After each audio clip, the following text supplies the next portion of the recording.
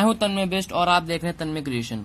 तो दोस्तों आज मैं आपके लिए लेके आया हूं एक इन्फॉर्मेटिव वीडियो और ये वीडियो काफी हेल्पफुल होगा उन स्टूडेंट्स के लिए जो 11th में फिजिक्स का एक जो काफी जाना माना चैप्टर है रोटेशनल मोशन, इससे डरते हैं। वो सोचते हैं कि ये चैप्टर बहुत डिफिकल्ट है और काफी हद तक वो इसमें डिफिकल्टीज फेस करते हैं।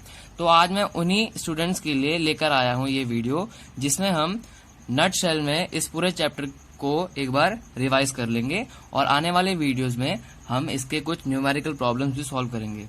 अभी तक अगर आपने मेरा चैनल सब्सक्राइब नहीं करा है तो जल्दी से सब्सक्राइब बटन को दबा दीजिए। तो शुरू करते हैं आज का वीडियो, रोटेशनल मोशन। तो दोस्तों रोटेशनल मोशन होता क्या है? अभी तक हमने ट्रांसलेशनल मोशन तो पढ़ ही लिया होगा, मतलब स्ट्रेट लाइन मोशन, जिसमें हमारा कोई पार्टिकल जो है वो एक स्ट्रेट लाइन में चलता है, राइट। लेकिन रोटेशनल मोशन में क्या होता है? It is a motion around a fix axis, motion around fixed axis. अब इससे इसका मतलब क्या है? मतलब सपोज आपके पास एक रॉड है, तो दोस्तों अगर हम इस रॉड का जो ये वाला पॉइंट है ए, अगर हम इसको फिक्स कर दें, यहाँ पे फिक्स कर दें, और जो ये बी पॉइंट है इसको चारों तरफ मूव कराएं इसके, तो आप देख सकते हैं कि एक सर्कुलर पाथ फॉलो होगा। ठीक है, अगर आप इस ए पॉइंट को फिक्स कर दो और बी को घुमाओ तो ये एक सर्कुलर पाथ फॉलो करेगा और इसी को हम बोलते हैं रोटेशनल मोशन। इसमें रोटेशन कौन कर रही है? हमारी जो रॉड ए बी है ये कर रही है। ठीक है, और इसमें हमारी एक्सिस क्या है? फिक्स्ड एक्सिस क्या है? A line going perpendicular through a. अगर हम ए पर एक लाइन डाले परपेंडिकुलर तो वो हमारी होगी फिक्स्ड एक्सिस। अब वो तो हमारी एक्सिस फिक्स है, हमारा ए पॉइंट तो मूव कर नहीं रहा है, मूव क्या कर रहा है? बी पॉइंट मूव कर रहा है और वो एक सर्कुलर पाथ फॉलो कर रहा है। इसी को हम बोलते हैं रोटेशनल मोशन। और आप देख सकते हैं कि रोटेशनल मोशन और ट्रांसलेशनल मोशन में ये डिफरेंस होता है कि translation is along a straight line while rotational is around a fixed axis। ठीक है, और एक पॉइंट और हम क्या बोल सकते हैं, ट्रांसलेशनल मोशन में हमारा जो रेफरेंस पॉइंट होता है वो ओरिजिन होता है। आपने जरूर ये कार्टेशियन ग्राफ में जब आप ड्रॉ करते हैं तो आपने पोजीशन वेक्टर पढ़ा होगा। पोजीशन वेक्टर में आप ओरिजिन को रेफरेंस पॉइंट मानते हो, लेकिन जब हम रोटेशनल मोशन की बात करते हैं then the reference point is this line, और इसी लाइन को हम बोलते हैं रेफरेंस लाइन। तो ठीक है, इसको हम बोलते हैं रेफरेंस लाइन। अब हमें अगर इस रॉड की कहीं पर भी इस बी जो पॉइंट है इसकी पोजीशन को मेजर करना है तो हम वो इस रेफरेंस लाइन के रिस्पेक्ट में ही मेजर करेंगे। एक बार मैं आपको दोबारा से डायग्राम बना के समझाता हूं।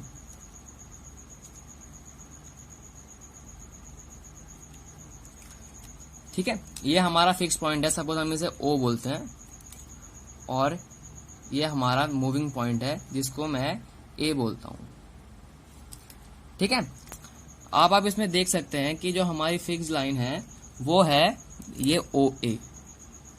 ओ ए जो है हमारी फिक्स लाइन है। अब दोस्तों सपोज हमने इस ए पॉइंट को घुमाकर यहां कर दिया, इस ए प्राइम पोजीशन पर। ठीक है, तो अब इसके रोटेशनल मोशन को डिफाइन करने के लिए हम कुछ रोटेशनल वेरिएबल्स को डिफाइन करते हैं। Rotational variables.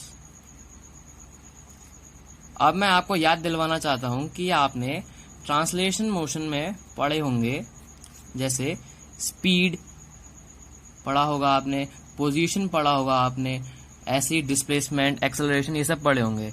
अब इन्हीं के जो इक्विवेलेंट है वो भी हम रोटेशन मोशन में पढ़ेंगे। रोटेशन मोशन में जैसे फर्स्ट होगा हमारा angular position. Angular position, translation में हमारे पास पोजीशन था, रोटेशनल मोशन में हमारे पास एंगुलर पोजीशन है। एंगुलर पोजीशन को हम डिफाइन कैसे करते हैं? जो ये एंगल आपका थीटा है, ये जो एंगल थीटा है जो इस ओ ए ने ट्रेवर्स किया है, इसी को हम बोलते हैं एंगुलर पोजीशन। ठीक है, और मैं आपको बता दूं कि अगर ये एंटी क्लॉकवाइज डायरेक्शन में लिया जाता है then it is taken to be positive, and in clockwise direction it is taken to be negative. ठीक है, तो इसमें तो हमारा मोशन क्योंकि एंटी क्लॉकवाइज हुआ है इसलिए थीटा हमारा इसमें पॉजिटिव होगा। इसको हम एंगुलर पोजीशन बोलते हैं। अब एंगुलर पोजीशन से आगे बढ़े, फिर हमारे पास आती है चीज angular velocity.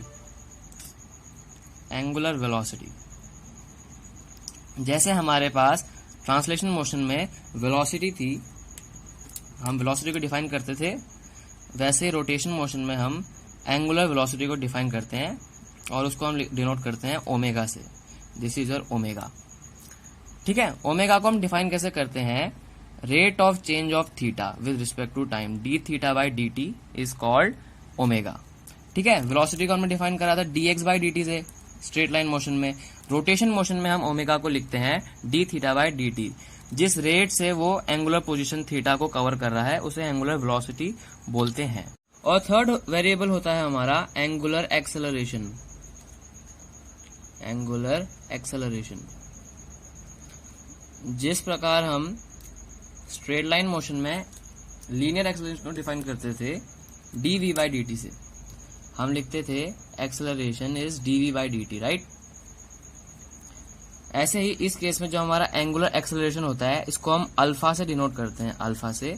Alpha is written as D omega by D T, जहां पे ओमेगा हमारी एंगुलर वेलोसिटी है और टाइम हमारा चेंज है, मतलब टाइम है, और हम अल्फा को बताते हैं rate of change of omega से।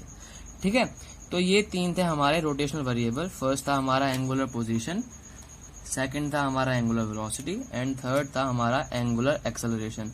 हमने देखा कि ये जो रोटेशनल वेरिएबल हैं तीनों, ये सब लीनियर मोशन से डिराइव्ड है।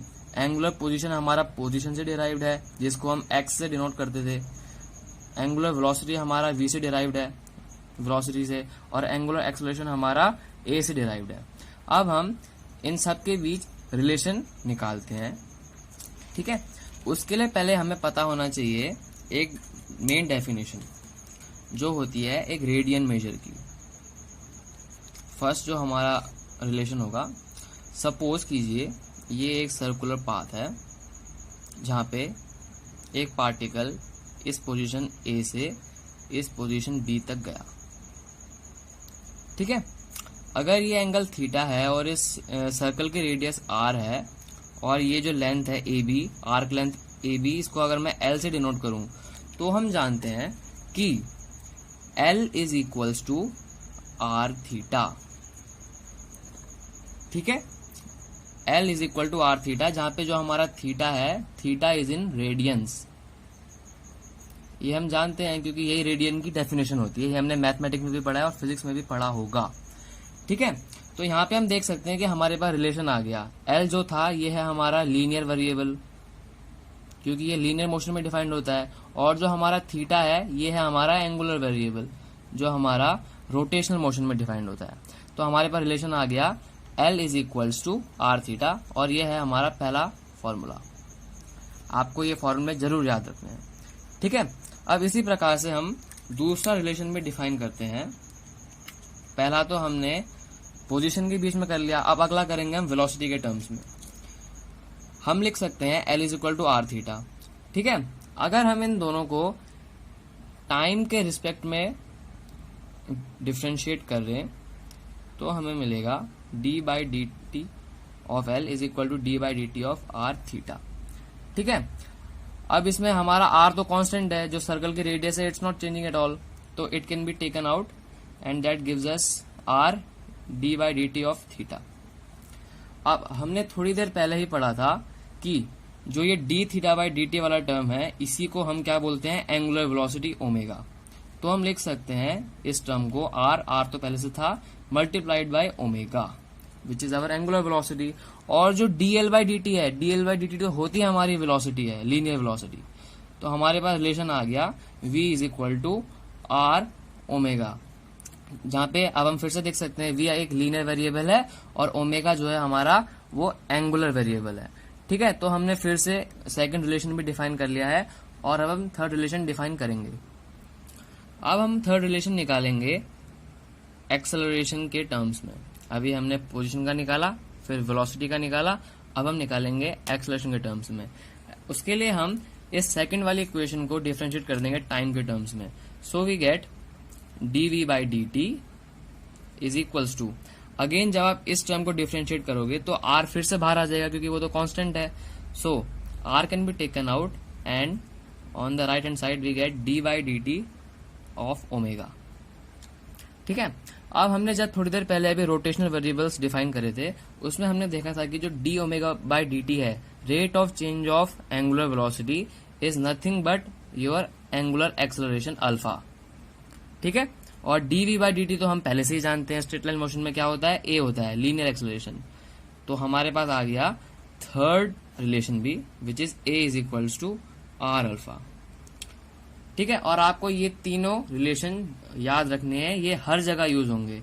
L is equal to R theta is the first one, second is V is equal to R omega and third one is A is equal to R alpha. आप इन तीनों equation में क्या notice करोगे कि जो linear और angular variable हैं वो रेडियस से रिलेटेड हैं, रेडियस के थ्रू रिलेटेड हैं.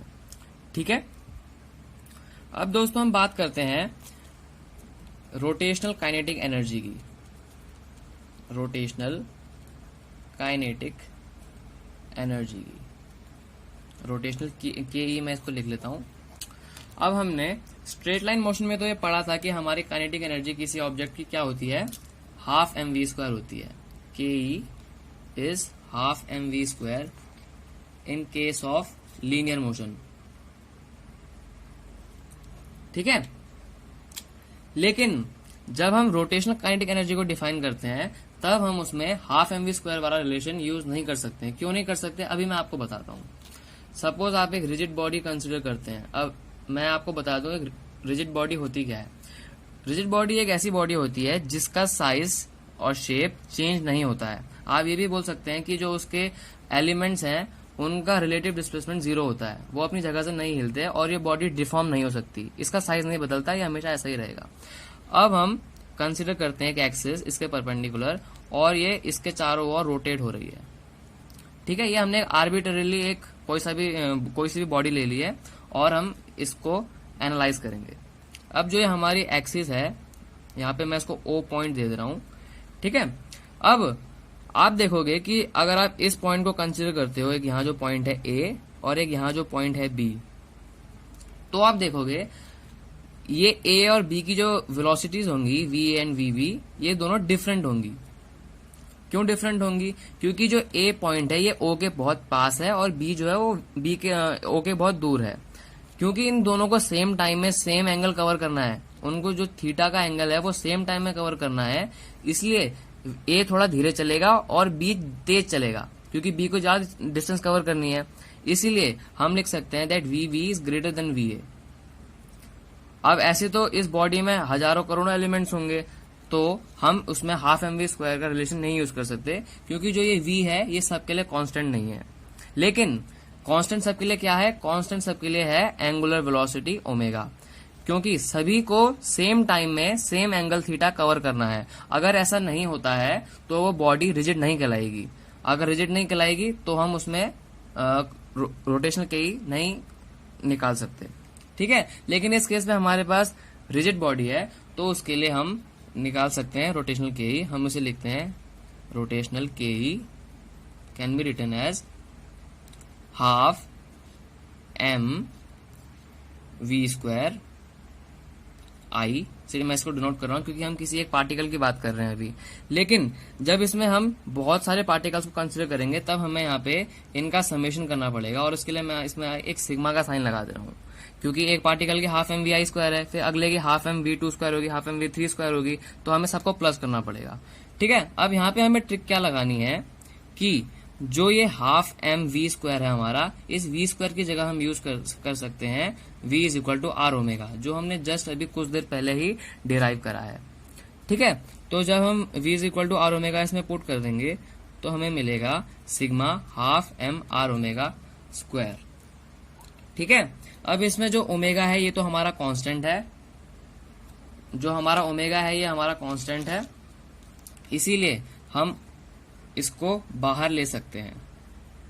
ओमेगा स्क्वायर हमारा बाहर आ गया और अंदर बचा हमारे पास sigma half M R square. और जो ये क्वांटिटी है ये sigma half M R square, इसको हम बोलते हैं, जो एम आर स्क्वायर क्वांटिटी है इसको हम बोलते हैं inertia. Moment of inertia half I. जो हमारा आई है, आई को हम डिनोट करते हैं सिग्मा एम आर स्क्वायर से। मतलब अगर हम हर पार्टिकल की रेडियल डिस्टेंस को उसके मास से मल्टीप्लाई कर दें, उसके स्क्वायर करके, और उन सबका सम कर दें, तो हमें पूरे बॉडी का रोटेशनल इनर्शिया मिल जाता है और हम इसी को आई बोलते हैं। ठीक है, तो हमें फाइनली रोटेशनल काइनेटिक एनर्जी के लिए एक्सप्रेशन मिल जाती है R K E is equals to half I omega squared, जहां पे हमारा आई रोटेशनल इनर्शिया है, रोटेशनल इनर्शिया, और जो हमारा ओमेगा है ये हमारी एंगुलर वेलोसिटी है। तो हमें अगर किसी बॉडी का रोटेशनल इनर्शिया पता है और उसकी एंगुलर वेलोसिटी पता है, तो हम इजीली उसकी काइनेटिक एनर्जी निकाल सकते हैं रोटेशन की। सो आई होप कि आपको वीडियो पसंद आया होगा, मुझे कमेंट सेक्शन में जरूर बताइएगा। और अगर आपको वीडियो पसंद आया हो तो प्लीज इसे लाइक एंड शेयर जरूर करें, और आगे भी मैं ऐसे वीडियो और बनाऊंगा। और हम जो इसका आगे का टॉपिक है, टॉर्क है और मोमेंट ऑफ इनर्शिया के थोड़ा और कंसेप्ट है इसका आगे, वो हम अगले वीडियो में डिस्कस करेंगे। So thanks for watching, good bye.